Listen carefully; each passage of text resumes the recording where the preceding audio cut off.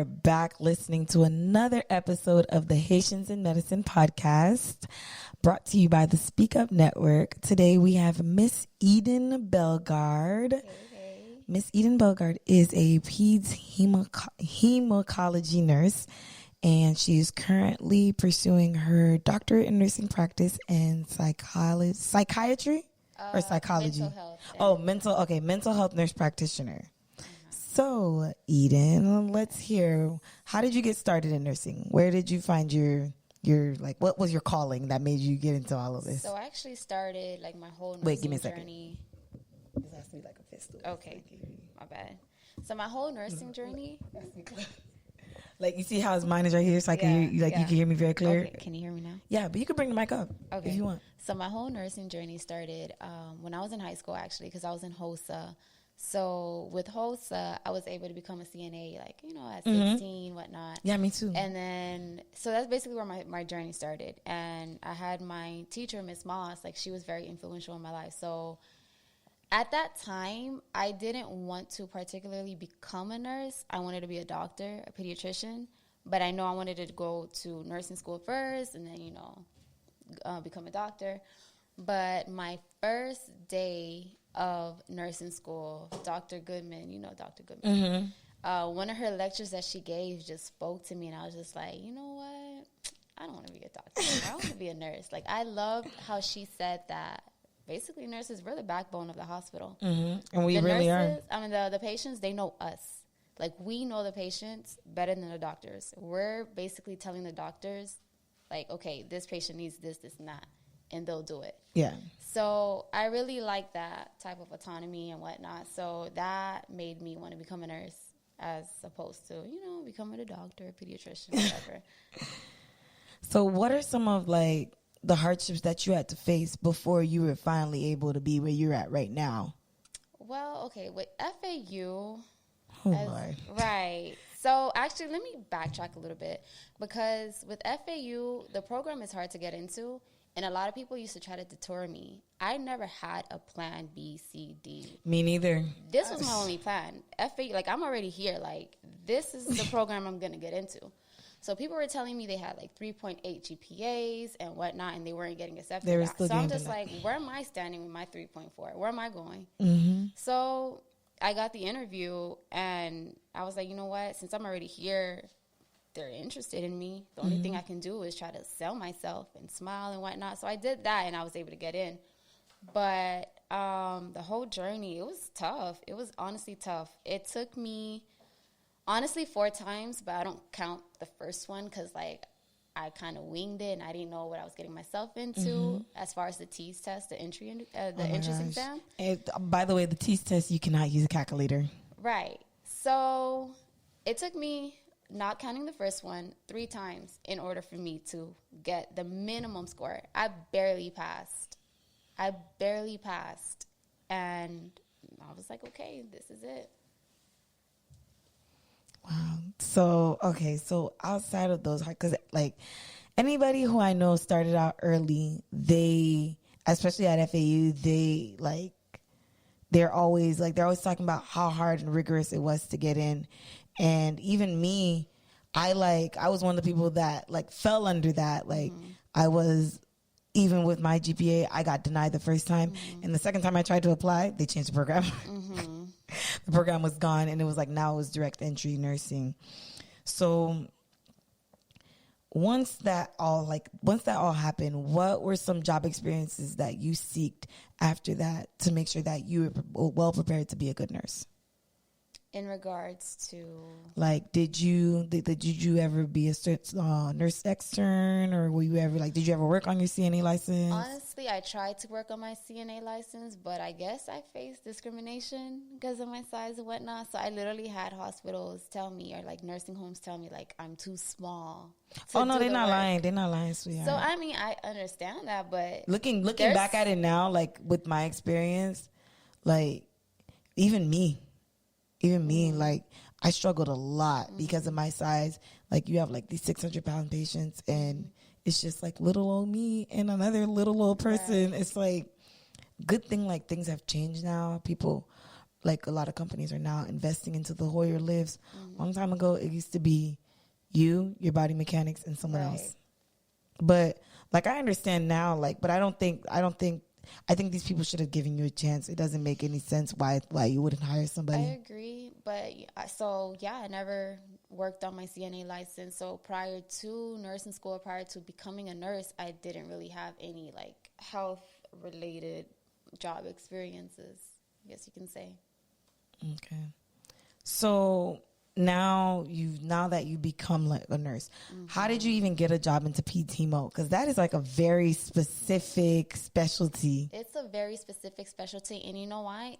This is why I always say never, because in nursing school, I will always say I never want to do peds oncology. I used to always say that because we used to go in the hospital, do our clinical rotations, and my peds rotation was on the hemonc floor, and I was like, I can't. So for the listeners who don't know what hemonc is, what is that? Hemonc is hematology oncology. Basically, we work with blood disorders and cancer in the pediatric population, so the little kiddies. I work with kids who have cancer, and like I said, in nursing school, I used to always say, I don't ever want to work in this. So, job applying, it was strenuous. It took me a while. It took me like 6 months. I'm struggling right now. Honestly, it took me 6 months to find a job. So, I'm not going to lie, you get denied left and right from different hospitals. They're looking for certain things and whatnot. It's a really hard process to apply for a job to become a nurse. People think that once you graduate, you get it. Some people, if you're lucky, yes, but the application for becoming a nurse is actually pretty strenuous. So I was like, you know what? I found this one. Let me just do it. Whatever. So then, boom, I get the interview. I was like, dang. So I literally told them in my interview that I'm afraid of this patient population. But I did so well in my interview that the director of nursing called me the same day. And she had a conversation. She had a conversation with me. She was like, if I was to offer you this job position, would you take it? Like, what are your fears? So I basically told her, I'm actually really afraid of this patient population. Like, I don't know anything about cancers. Like, I don't want to deal with that, whatever. But I was like, if you were to offer me a position, then I'll take it. I'll just learn to face my fears. So that's what I ended up doing. So I've been in this field for 3 years now, and it's really tough, especially as a new grad starting off in this field. It's really tough. But honestly, for any nurses or student nurses listening to this, don't let your fears get in the way of trying something new, because now that I'm in HEMONC, I honestly feel like I can do a lot more because I was thrown in as a new grad. I feel like my skills are pretty up there. Like, there's nurses who float to our unit who hates it. They'll cry. They have teary-eyed. They're scared. And I'm just like, okay, let's put this report to the side. Are you okay? Like, you'll be good. Like, it's okay. So, my unit is one of the units that people hate floating to. It's a lot. So, but I love it. I hate it. It's a love-hate relationship. So one of the downsides I can definitely say for peds, hematology, oncology would be that, like, some patients don't make it. Some patients die. How is it that you deal with your mental health and dealing with your patient's death, knowing that, like, this patient might not make it tomorrow? Like, you might leave your shift, come back the next day, and that patient's no longer here.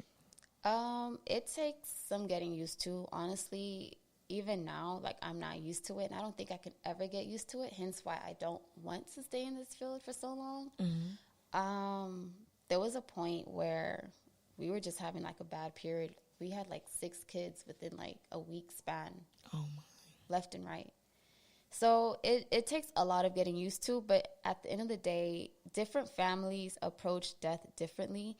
So if you're, like, peaceful and you're, like, accepting of it, some of the kids, too, they're aware. Like, they know.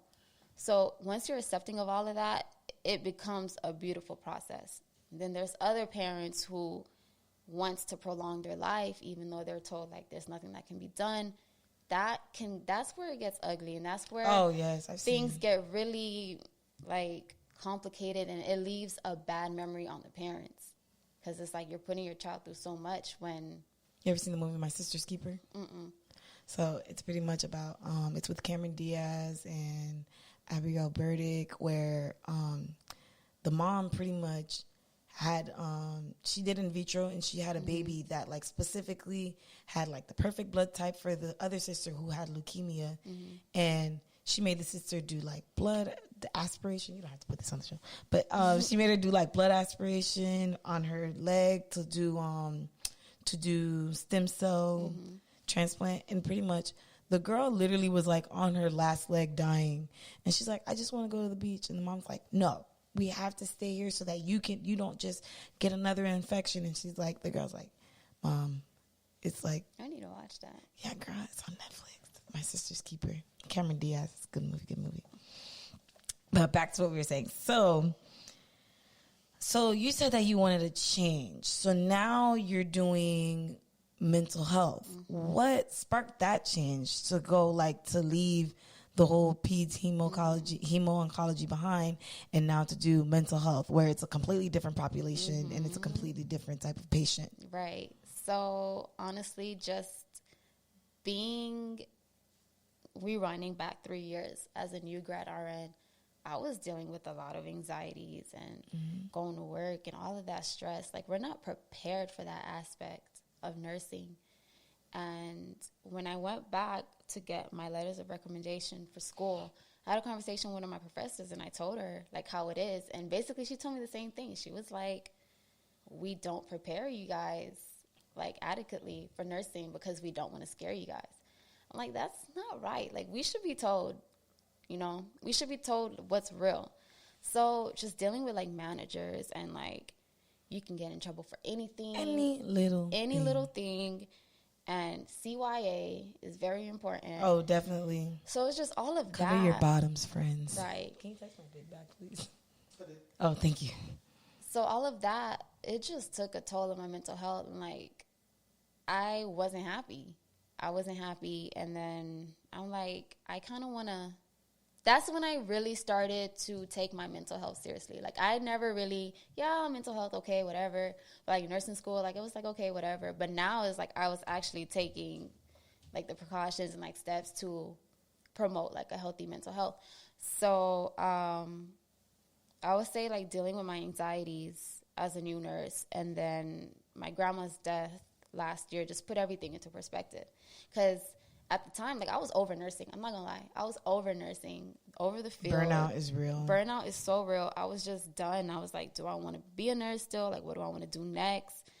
But then when my grandma died in May, that just put everything in perspective, because I'm like, if she was in the United States, she would have still been alive.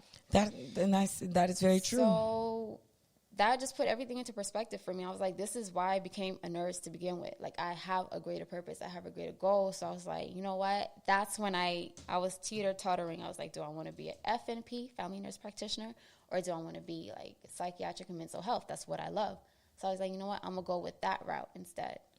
So that's what I did. So how has it been so far? How do you like the program so far? I'm not going to lie. Like, it's hard. Like, especially in this quarantine. In this quarantine and being out of school, it's been 3 years since I've been in school, so I've had that much freedom. Now it's having to go back into that routine of where I was in undergrad, where it's like study. I'm not even there yet. I'm a month into being a new grad student, and it's taken a lot of getting used to. I'm still adjusting, honestly. I just can't wait to get into my core classes, though. But it's a lot. It's a lot. Especially with balancing a full-time job. That's something that I never used to do as well. Like, in nursing school, I didn't have. People don't understand that. People are like, oh, they have to do full-time jobs with their majors. It's like, nursing is a whole other beast. You can't even breathe like the wrong way without jeopardizing something.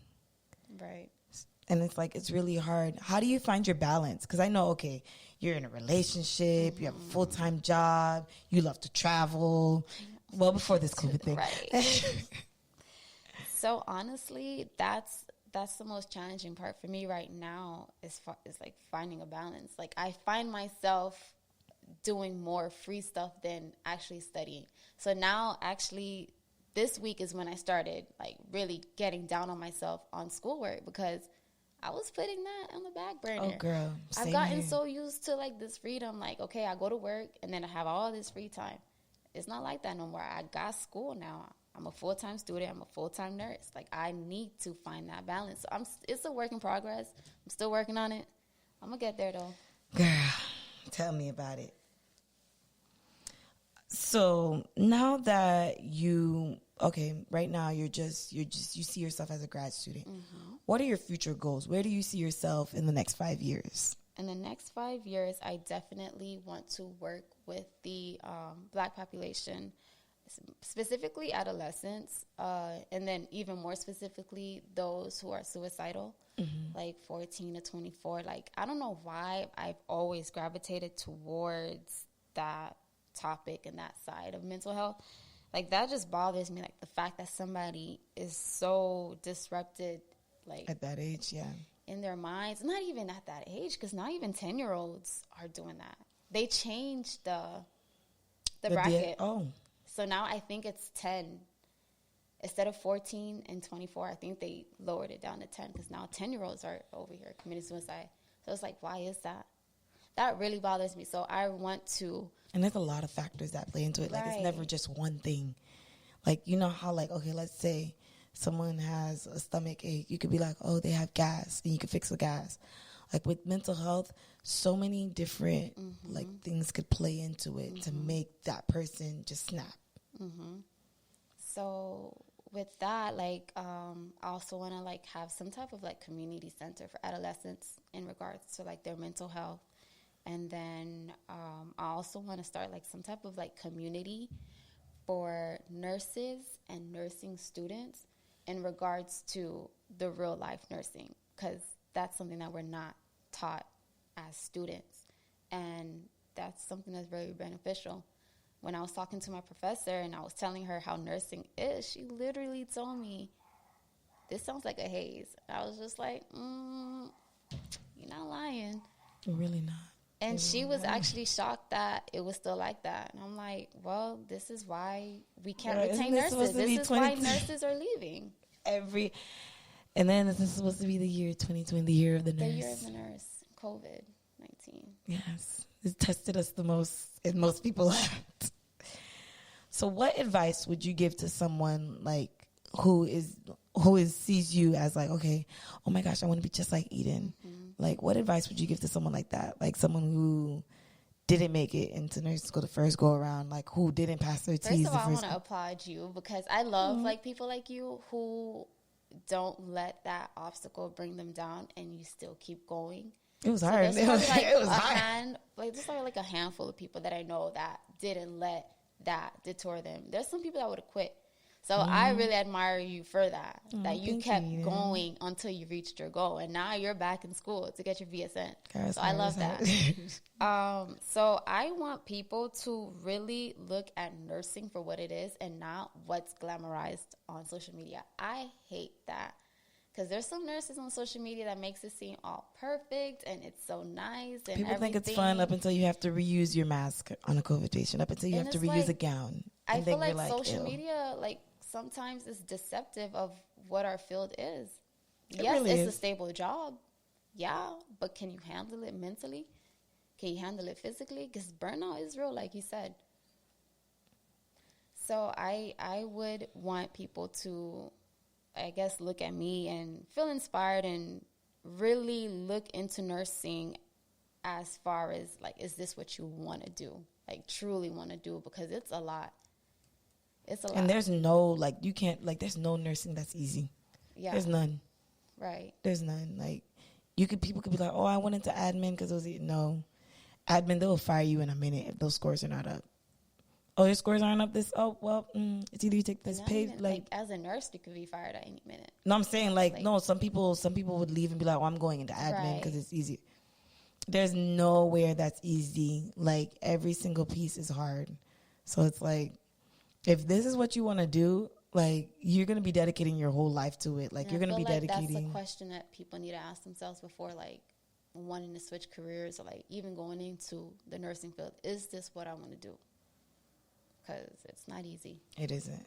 And you don't get the appreciation a lot of the time. Oh, you really don't. You don't get the support from management a lot of the times. You're thrown under the bus a lot of the times. And you're just like, what the hell did I get myself into? It's true. I'm not trying to scare nobody, but I just want to let you guys know, like, the reality. Because that's not what we're taught in school. We're taught to pass the NCLEX. We're not taught to... And care. Right, and the caring. Girl, that's all they've been talking about. The caring aspect. Mm-hmm. Where are you caring? Yes, I care, but I'm tired. So, how as a Haitian woman do you see yourself making an impact, especially in our community, because cancer does affect our community, and mental health affects our community at a bigger rate because people don't even report it. So to go back to the whole cancer thing, as a Haitian woman and as a Black woman, something that I learned is that as far as people who need like bone marrow transplants and whatnot, I'm actually interested in donating my marrow, because there's a wide population of Blacks and Latinos who need somebody that can match them. And it doesn't take too much but a swab of your mouth for them to know if you match somebody. Like, there's people out there that needs a match and they can't get it because genetically it's like mostly like Caucasians that's donating. So it's like, how about those little Black kids? How about little Hispanic kids that can't find a match because genetically there's no match? And as far as mental health in the Haitian community, girl, you already know that's an issue right there. So I really want to take the strides forward to, like, break the stigma in our community. Like, like, oh, if something's going on, oh, lifu, oh, voodoo. Like, no. Jab. We need to educate our Haitian community, like, honestly, in regards to mental health. So hopefully, in the future. Definitely. So, Eden, let the people know where to find you on your handles, or if you have anything that you want to promote, let them know about it. So, you can find me on Instagram, A Dose of Eden. I also have a blog that's also called A Dose of Eden. I need to actually update it. It's been a while. But, yeah, that's basically where I'm at mostly. And, yeah, follow me and ask me anything. That's one thing I always say for anybody, like student nurses, new grad nurses. My DMs are always open for questions. That's something that I never did not like. If somebody that I don't know slides in and asks me something, I'm always so quick to answer. So, yeah, ask me anything. Honestly, I'm here to talk. All right. Thank you for coming today, Eden. Thank you for having me. So, guys, make sure that you listen to this episode on Apple Podcast, Spotify, and now the channel is renamed at Nay Knows Best. So make sure you follow us on Instagram for when this episode is posted, and we'll see you again for next week's episode. Thank you. Bye.